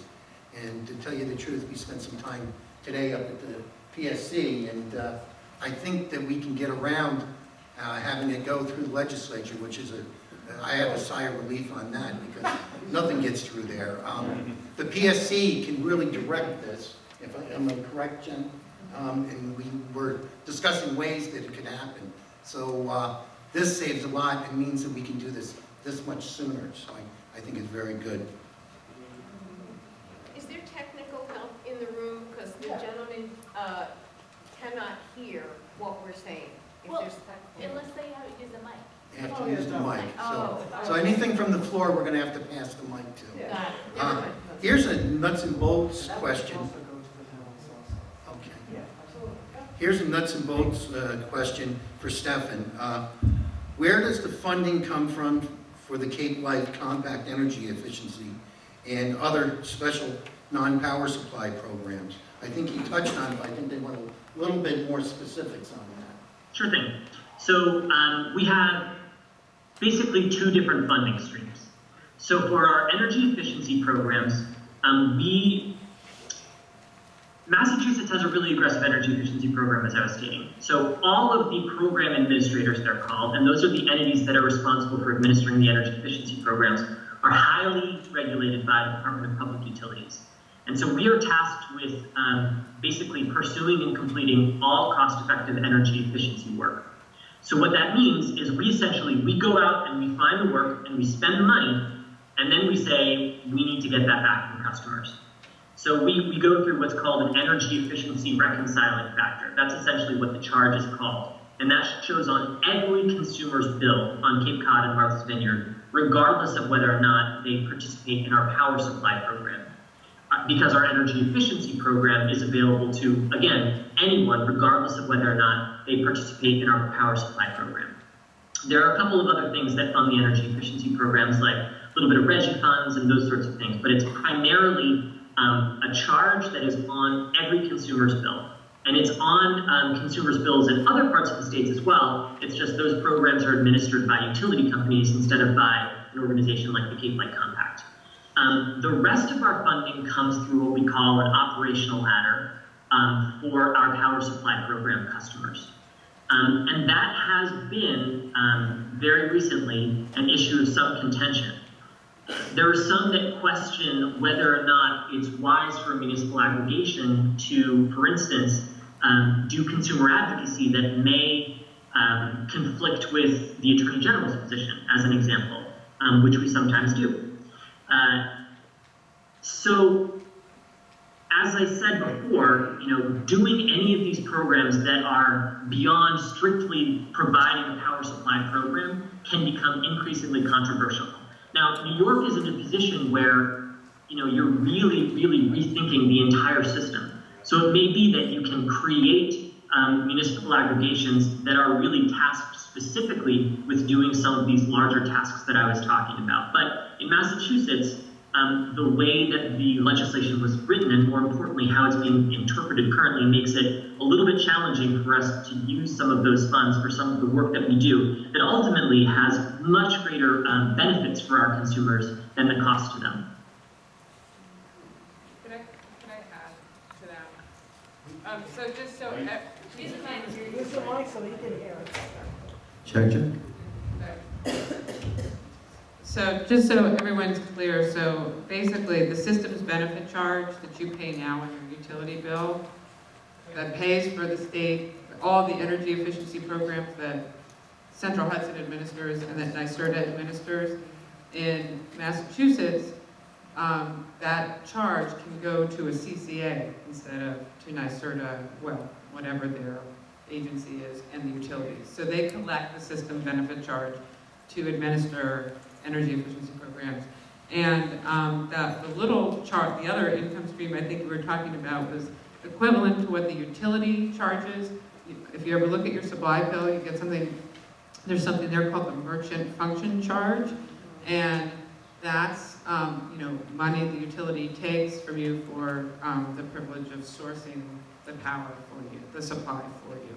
So they no longer, the utilities, if you have a CCA, the utilities no longer charge that.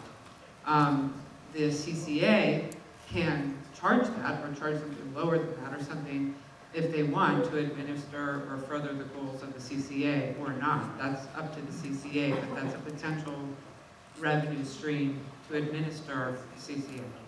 Oh, is CCA, they're a private entity, correct? CCA, no, it's a community, it's a municipal entity.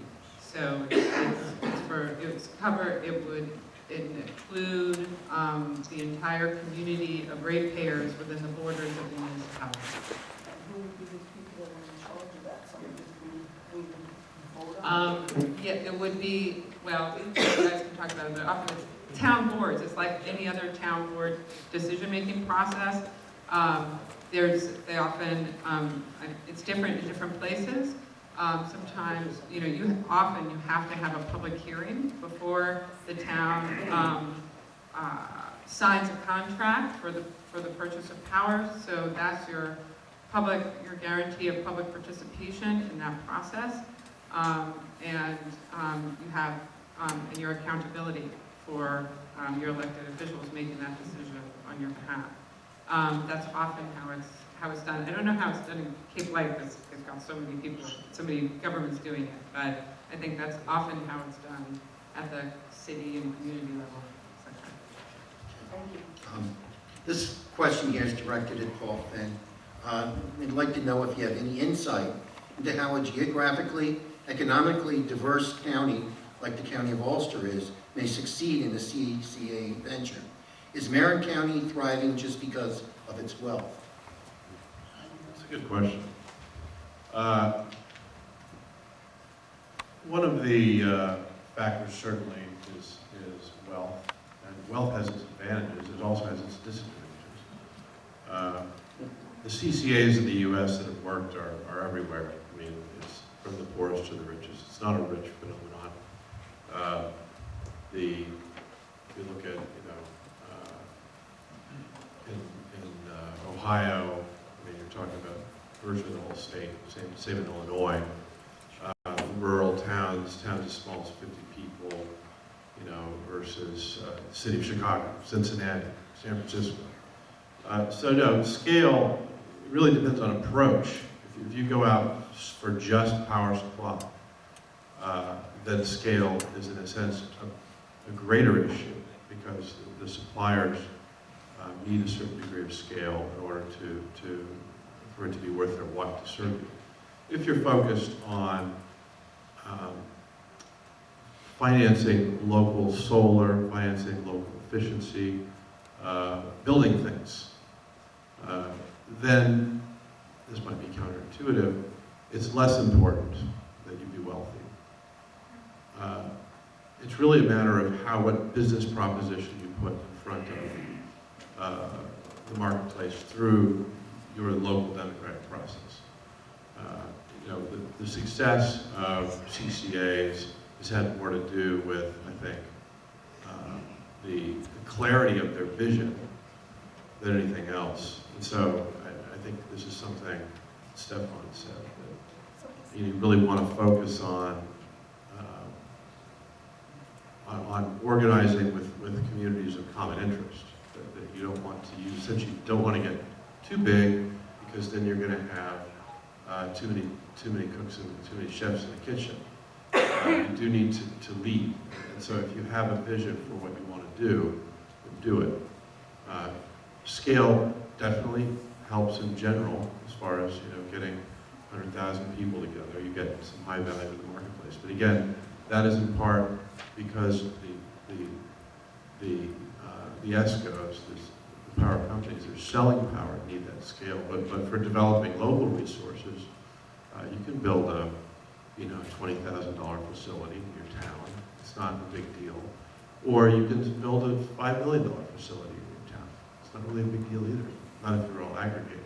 So no, I wouldn't be too intimidated by that. You don't need to be wealthy.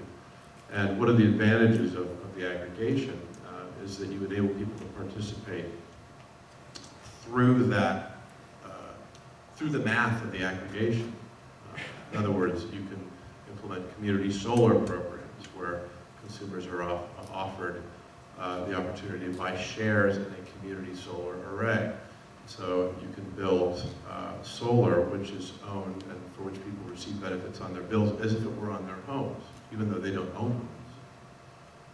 There are a lot of opportunities for low-income people in this. In fact, the core concept was how do you extend benefits to low-income people in marketplaces that will not extend benefits for financiers who will not loan them money, for energy companies that don't want to serve them, that redline.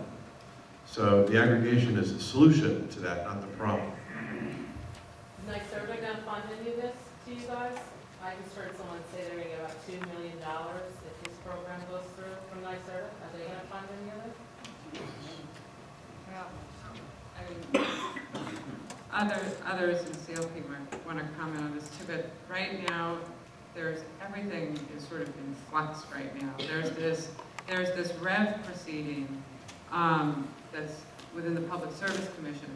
Then there's this whole other parallel proceeding going on, which, I have to say we have not yet been as active in, but want to get more involved in, that is about the future of energy funding in New York State. It's about, there's big ideas out there about phasing out the system benefit charge and, what to do. There are all these charges right now, all these add-ons on your bill to fund programs, RPS and renewable energy portfolio and system benefit charge, et cetera. It's all a big question mark right now about there's this shift going on. It's assumed that the marketplace, and we have concerns about that, that the marketplace is going to fill this gap. We're concerned that that is actually not the case. The markets don't function well, as Paul said, for people at the low income end of the spectrum. So it's not really clear what's going to happen with it. They are really, it looks like they're really planning on phasing out the system's benefit charge. It is a regressive tax in a sense. I mean, everyone pays the same rate, same amount, yes, percent, regardless of their income. But it is an important source of funding for energy efficiency programs for everyone. So that future is really, all I can say is it's a real question mark. And NYSERDA's role is a real question mark too. I think it's really going to change. There was a hand up in the back there. Yes, sir. Mr. Kelman. I have a question about the relationship between the CCAs and the power suppliers, whether it's renewable energy that the CCA produces or whether they're buying it from ESCO, and how that relationship works when a renewable doesn't have stability. Say you have a big cloud front comes over New York State for a week or two, and we're not producing solar energy. Does that affect the price of the ESCO, and how does that work in terms of price stability for the CCA? Electrons are on the grid. So, unless it's a microgrid, that's just, battery dead. No? All right. You're on green. Okay. It's blinking. I don't know how long it's going to last. Why don't you just give him a little bit? Okay, great. So, the electrons are going to flow regardless unless you're on a microgrid. So, whether or not there's no sun or no wind, if you're still attached to the grid, you're still attached to the grid. Really, all it is the solar developers or the solar fields are putting electrons up on the grid. And you don't really know if those electrons from the solar field are going to you or not. It's, you know, That's not my question. The question is if you have a relationship with ESCO and you have renewable, I understand that the electrons go into the grid, but doesn't that affect your pricing if you're producing 1 year a lot of solar and the next, or 1 month you're producing a lot and the next month you're not? How is that figured out in a longer term for the CCA? The easiest way to do it is just by covering the brown power you're going to get anyway with renewable energy credits. You know, if the town can direct an ESCO to form contractual agreements with generators directly, but you're correct, those are going to come at a cost if they're to assemble you know, a deep bench of a variety of renewable sources. Then they're going to need to factor that into the ultimate retail price that's paid by the end user.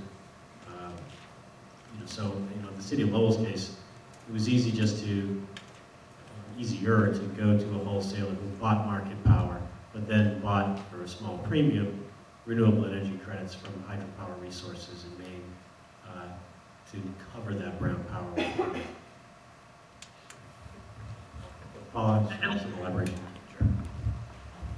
Yeah, I mean, in the agreements with the renewable providers, the fluctuation, the forecasted performance of their facilities will be covered within the agreement, within a band, essentially, a band of fluctuation around the forecasted performance. So just like any other risk factor, you also have fluctuations in your demand. And so they'll place a band around that. And essentially at that point, it's a kind of financial risk management exercise where certain values are attached to the risk associated with that fluctuation, and they're incorporated into the price. So it's a doable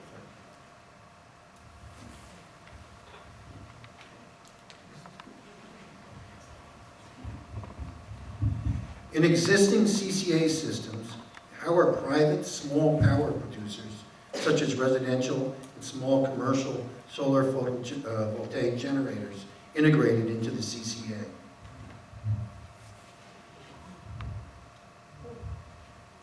I can only speak for the case of Massachusetts, and the regulatory regime might be slightly different. But for consumers who have rooftop solar arrays, they're currently eligible, when they're a net sender of electrons to the grid, they get paid the utility retail rate. When they're a net user, they get charged the aggregation rate. So it's really a win-win for those customers, especially since the aggregation rate is generally lower than the utility rate. They're paying less when they need it, and they're selling it for more when they don't. So it's a good thing. Sure. Yeah, it's basically the same in the built environment. I assume the question includes built. There's consumers who already have a photovoltaic array, and but then there are also those whom you ostensibly would intend to build. And those arrangements are covered under a modified rate schedule in which the performance of the solar panel is covered by a direct rate.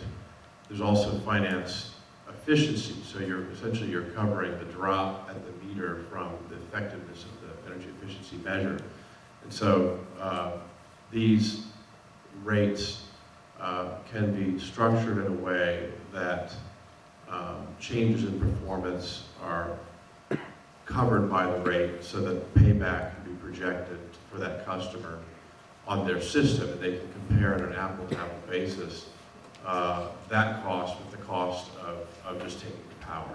So the idea is that you make every consumer into a producer, or at least that you normalize the concept that every consumer is a producer, and then enter into a kind of power purchase agreement with them, as Brian described it.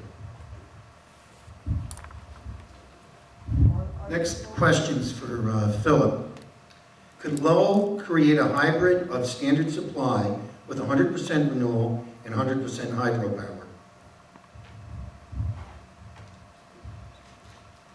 Yeah, the flexibility with the CCA allows you to pretty much design the supply any way that you want it. So if I decided that I wanted, or if the CCA decided that it wanted 50% to be provided by hydro and 50% to be provided by solar, we could design the bid that way. It's kind of a fine line you have to walk because, you know, a lot of people like the idea of solar, but solar is very expensive. And so if I said that I just wanted 100% solar, my bids would just be astronomical. And so I have to mix it to say, okay, well, we're going to get a little bit of solar, we're going to get a little bit of wind, we're going to get a little bit of hydro. And it's, like I said, it's a fine line that you have to walk for price, you know, because not everybody's going to agree that they want all solar, you know, they want low price, and they're not willing to pay all this extra money for a renewal. And so, yeah, it's a difficult line to walk sometimes. I just add one thing, which is often you get this sort of, I like to call energy paganism, you know, where some people treat solar as it's the thing, you know, it's going to change everything. For other people, it's wind. And then the energy efficiency people always come through with great resentment saying, you know, we're 10th the cost of what you're talking about. It's ridiculous. But ultimately, what it comes down to is local conditions. You know, what have you got? Obviously, around here, you have a lot of rivers, and there's old hydropower lying around. So that's an obvious resource. You know, you definitely should be looking at your hydro. But, you know, what is the nature of the solar resource here? Is it any good? What time of the day is it? Does it coincide with your peak demand for your community when you're using all the energy? Is that the hours of solar? Okay, well, that's not a very good match. It's not a very good match. It's going to limit what's useful. So it's really about, you know, how are the wind conditions? Do you have any boilers in town? What's the nature of your energy use? And then what are the resources? And what's their temporal relationship? What's their spatial relationship? The answer to those questions answers your question. That there is an optimal design to resources in each town, or in each place, and it needs to be found. You find it by looking at it. You find it by collecting the data. You find it by surveying the renewable resources in this area, in this region, both locally and in the county, looking at the delivery paths, the transmission. You basically treat those factors as the objective container of your technology choices, rather than some a priori concept of what you think is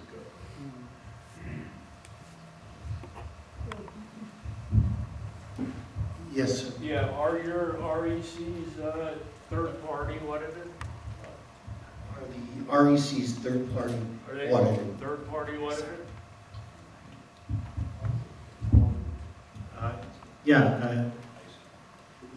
Yeah, first of all, they're all registered with the GIS and the ISO, so they'll have to be settled there. I would be able to research it? Pardon me? I would be able to research it? With some difficulty, yes. But yes, and they have to be reported to the state's Department of Energy Resources. As I said, there are the heavy hand of regulation in Massachusetts. I have to report to 4 different state agencies on the aggregations we manage. You know, RECs are one of the things we have to become.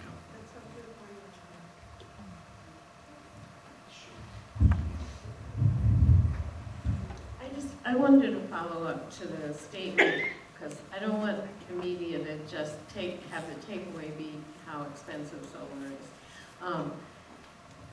When you're procuring it, it may still be expensive.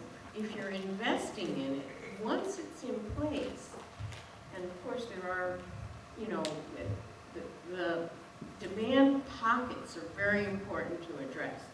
But once solar or any of the renewables are in place, there is no fuel to purchase. And why we had such a bad winter last winter, why the prices were so bad, was because the price of natural gas fluctuated.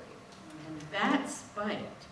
And the way our system is, whatever's the highest price, that's what we're going to be paying. In New York has what's called marginal pricing. So the prices went way up because of natural gas.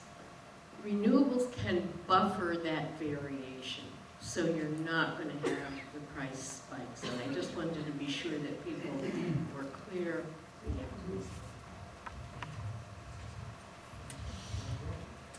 It's a very important insight. You have, that's what I meant before about this fiction of kilowatt hours. The fiction of kilowatt hours creates the fiction of the price of energy. And so you have, the ability to go far beyond what's considered economic in a normal market environment using CCA. If you develop renewable resources, I'll give an example. In Sonoma County, where we did a project with the state, an R&D project with the state and with federal laboratory, looking at the detailed energy data of the meters and figuring out how far and how fast and how comprehensively could you localize the energy supply into place, both within, operationally on the grid, but also at the economic feasibility level, that you would not cause a rise in rates, and you would fix those rates. And this is compared to a utility, which is at, I think, 14% renewable energy at that point, at about 13 cents or 14 cents a kilowatt hour. And so we were pricing against that point, against the forecasted rate right in the future. If you did what I said, which is you look at what the resources are locally and you look at your load pattern, if you target the resources to the points of load, you're not exporting on the grid except for on weekends on those points of load. You're not using that energy metering. You're not depending on that energy metering for your payments. And you're integrating energy efficiency measures, not just supply measures. So someone said, hydro and renewables. Well, there's a fatal flaw in that question, because if you don't include demand measures, then you shot yourself in the foot. Now you're paying lots of money for your green power. But if you do finance energy efficiency measures within that, you heard about the LED streetlights in Cape Cod, right? Those are energy efficiency measures. They pay very well. In fact, the capacity from those measures are cheaper than coal-fired power. So you save money at the base in a very profound way, to the extent that you implement energy efficiency in a systematic and aggressive way within a multi-year portfolio plan. And that's all we did. We baked it all together. And in our projection, which was the sort of program design, initial program design for the Sonoma Clean Power, CCA, we got as high as an 83% localization within a 6-year period at rate parity with the utility. And it sounds crazy, I realize, but that was a function of not just putting solar wherever, but instead really drilling down on the data that you can get as a CCA, and then targeting technology where it fits, and then unbundling the question of site selection, the development, from the ownership of the facility on the site. So any consumer could own shares in any facility.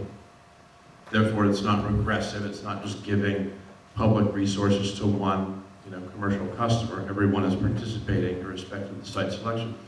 Now you're unbound. You can now, with a free hand, redesign your energy supply in your place. And that carries better economics than if you just go and do solar or do wind.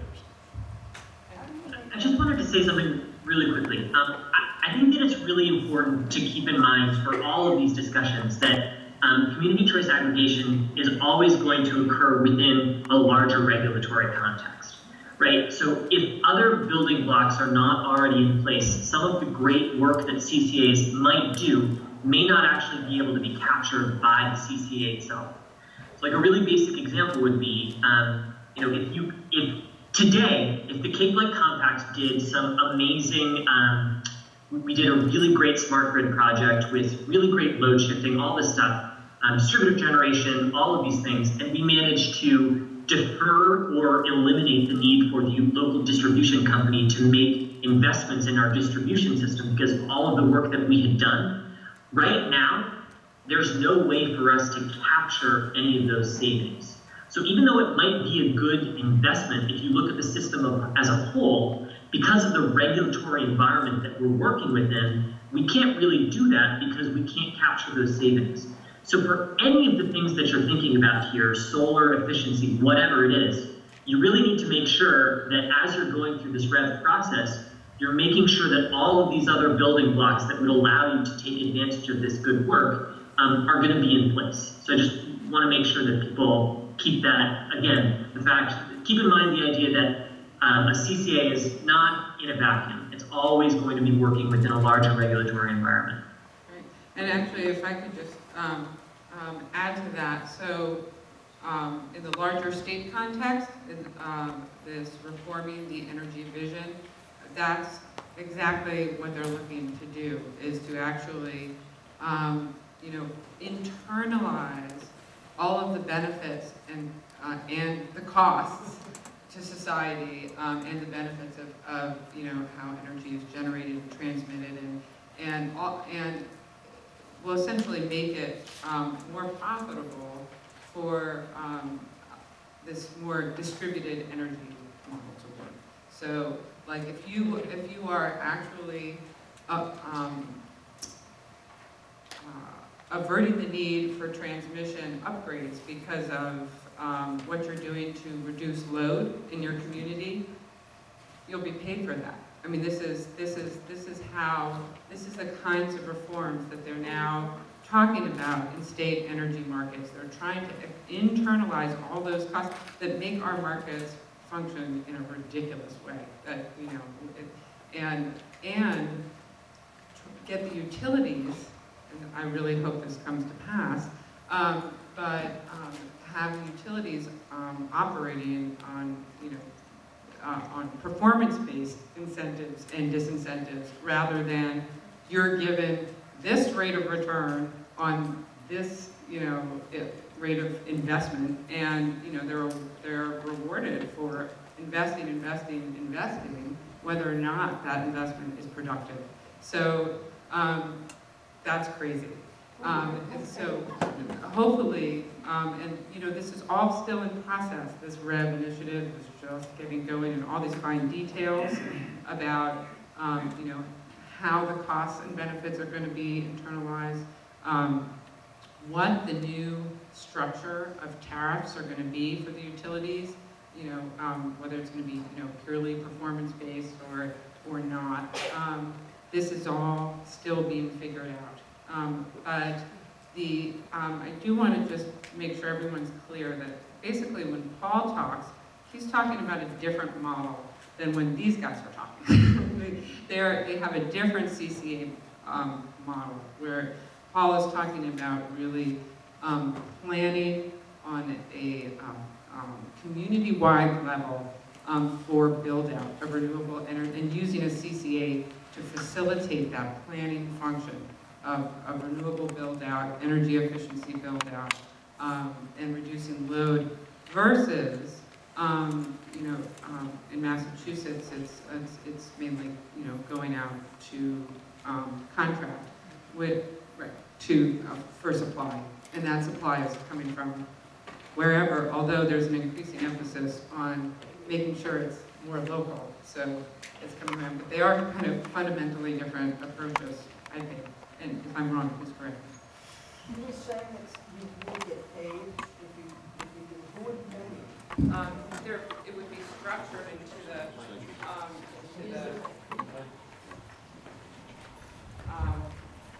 it's all very complicated. First of all, it's going to be structured into, the tariffs, the utilities, like the price of electricity.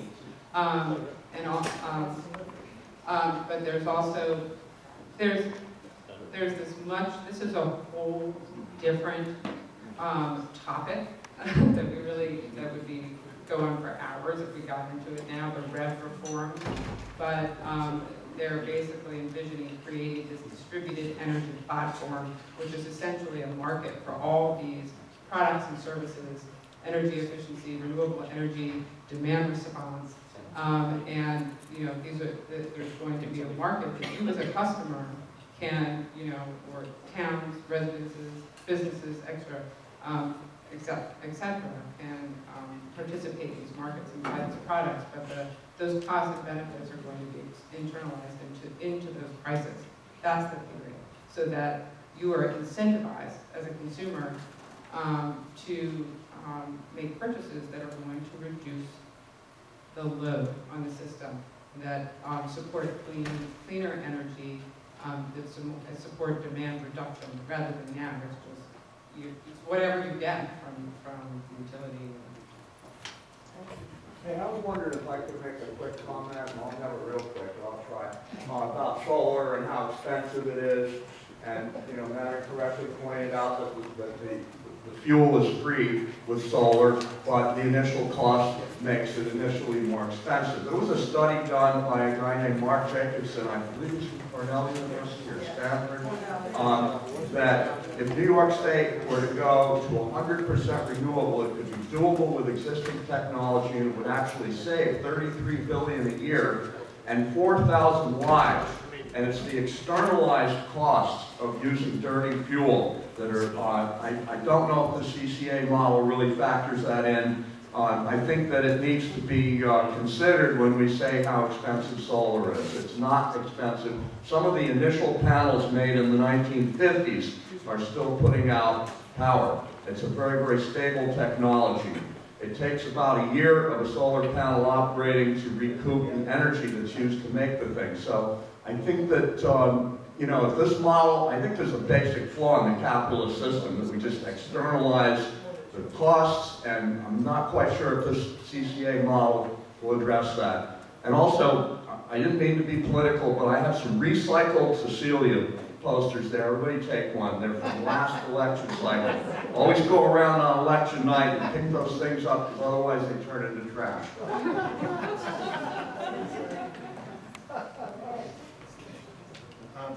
We're going to start winding it down. One last question, Mr. Wayne. This has been a very informative and very sober and very learned discussion. And I was wondering whether this